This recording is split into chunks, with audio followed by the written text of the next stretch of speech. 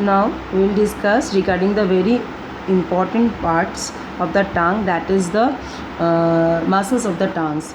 As you know, the muscles of the tongues are consisting of mainly the skeletal muscles. Tongue has been divided into two halves by one median longitudinal septum, which is longitudinally oriented into the frontal aspect of the tongue, but in the posterior aspects it become coronary oriented, and it attached to the hyoid bones to the base as a hypoglossal membrane. Okay, and this median longitudinal septum makes the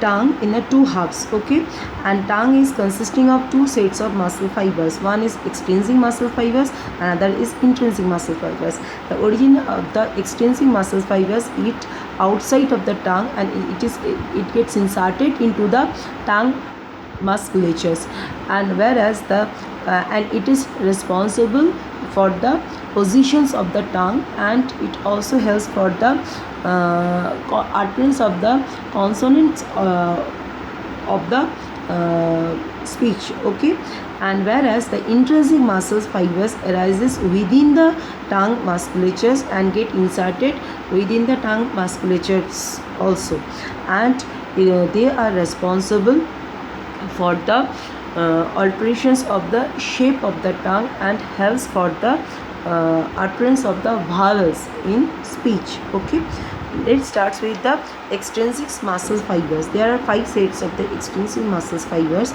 namely the genioglossus, hyoglossus, chondroglossus, palatoglossus, and the styloglossus.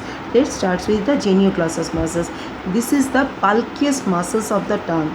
In the coronal section, you see this is the disposition of the genioglossus muscles, and it has got 3 sets of nerve muscle fibers. You see this is the mylohyoid muscles. Okay, and this is the digastric belly, anterior belly, and the posterior belly.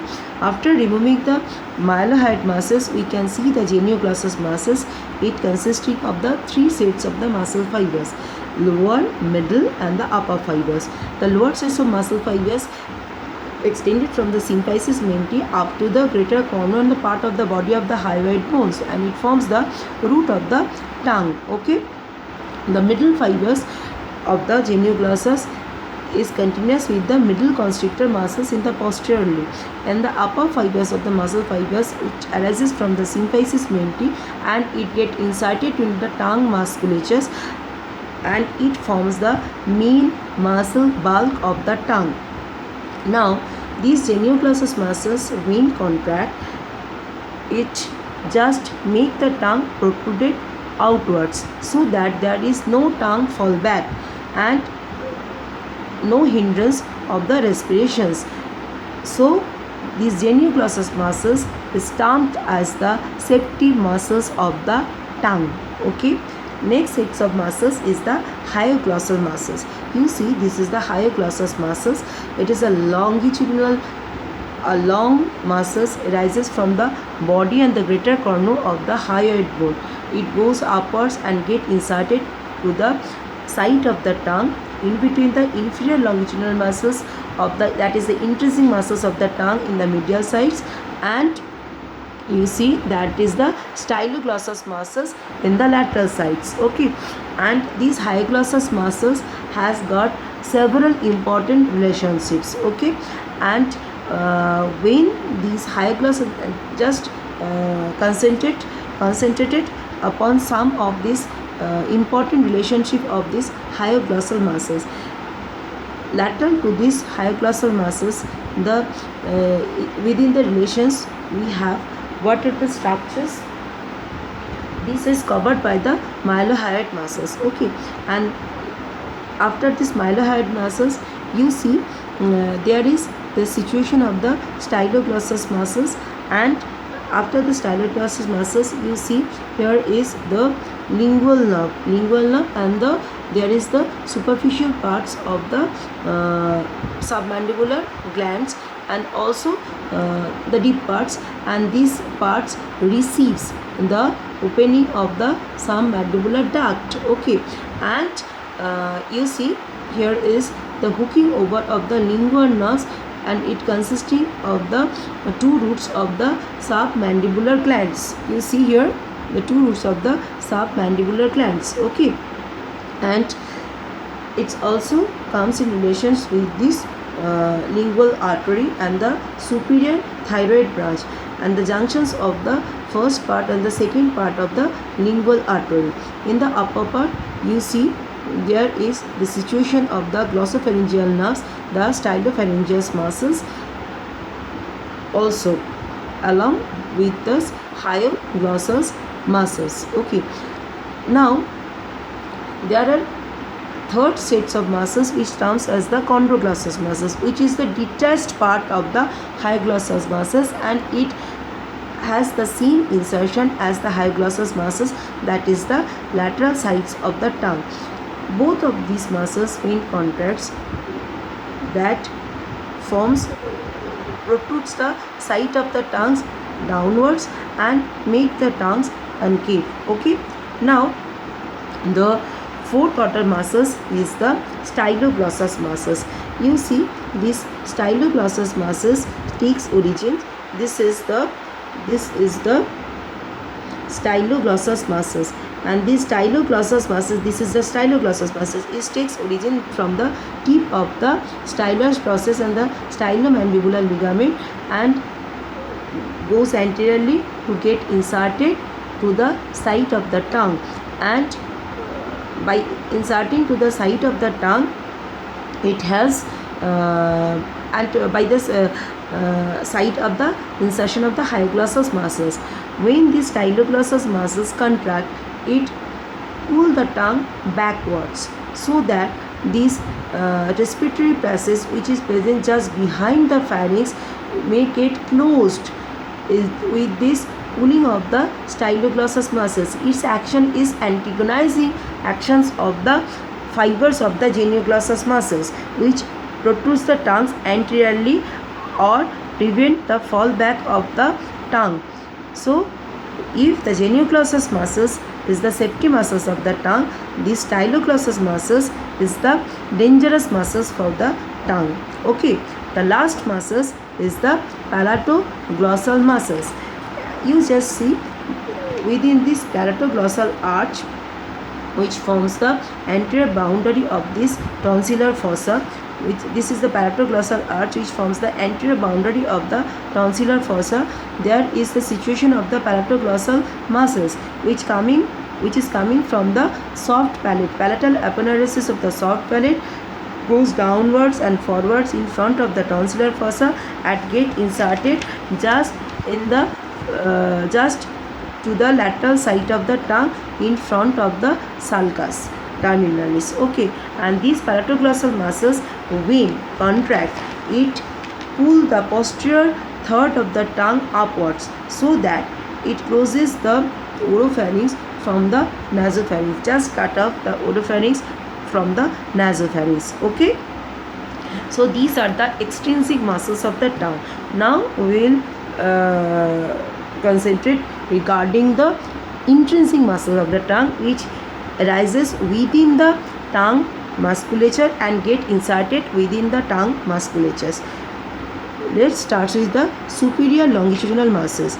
These muscles fibers are arising from the median fibrous septum in the posterior aspects. Okay, and in the anterior aspects they just diverge to get inserted into the side walls. Okay, so when it contracts, it shortens.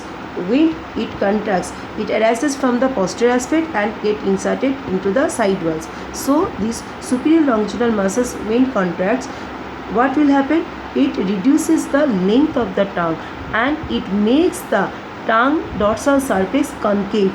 Okay, so it forms a grooving. Okay, now the next set is the inferior longitudinal muscles. The disposition of the superior longitudinal muscles and inferior longitudinal muscles is reversed. So superior longitudinal muscles arises from the posterior aspects of the median fibrous septum and it diverges anteriorly. Reverse happens with the inferior longitudinal muscles. It arises from the side wall of the posterior aspects of the tongue. Okay, side wall of the posterior aspects of the tongue at its course forwards to the apex, it converges and get inserted to the medial longitudinal medial fibrous longitudinal septums in the anterior aspect. So it is converging. Okay, so when it contracts, it pulls the tongue posteriorly and shortens the tongue length, as well as it makes the dorsal surface of the tongue convex, just opposite to the superior longitudinal muscles. Now come to the transverse linguae muscles. You see, this is the transverse linguae muscles. It arises from the midpoint of the medius fibrous septum and it diverges sidewise and get inserted to the lateral surface of the tongue. Okay, and what happens when it gets attached to the lateral surface of the tongue muscles and when it contracts? It arises in the middle part and it get inserted to the lateral sides of the tongue muscles. When it contracts, it reduces the width of the tongue. Okay, it reduces the width of the tongue and as well as it makes the tongue surfaces concave.